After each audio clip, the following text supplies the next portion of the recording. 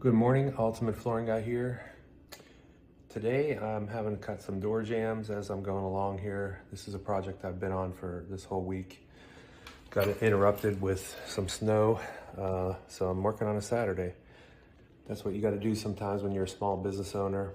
And I do want to mention, if you're in the Wilmington area watching this, I do have a local installation company, Faithful Flooring, if you are in need of flooring installation. Otherwise, for those of you in need of LVP products, you can go to ultimateflooringguy.com. So anyway, I'm gonna cut these jambs. I'm just gonna show you how you do it. I like to take a piece of the flooring to get the height and just rest this cutter on top to get the height. And then you'll see when I'm done, like how it fits real nice. So here we have a door jamb that needs cut. Basically what I do is I use this multi-tool. I used to use a jam saw. They had something called a jam saw. It was basically like a circular saw with a blade that going flat. So there was a blade that went around like this, and it was the same type of blade you would use on a miter saw, just a little bit smaller. But it was very dangerous. There was a guard on it, but it was really hard to get into the door jambs with the guard. So we would pull the guard back and tape it. I just switched to the fine tool because this is, I call it a fine tool, oscillating tool, whatever.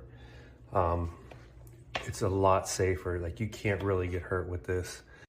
But this last part that I'm cutting is actually into the baseboard, because you do want the floor to go underneath the door jamb and the baseboard to make sure there's no gaps.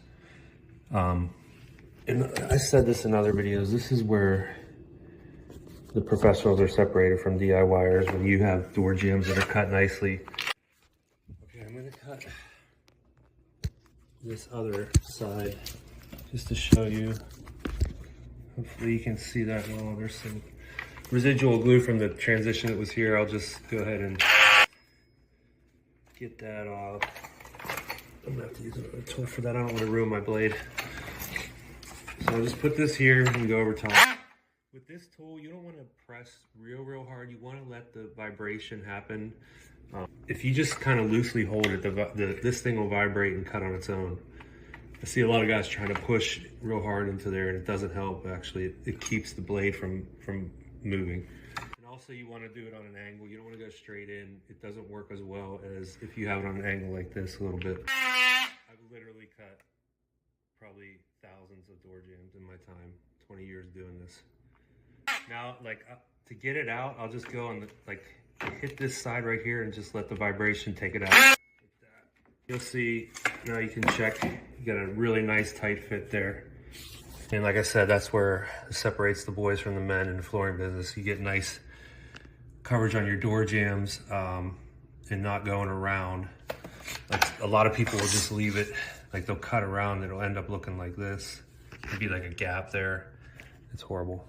Anyway, Ultimate Flooring Guy signing out for now. This is your tutorial on door jambs. Go to ultimateflooringguy.com. God bless.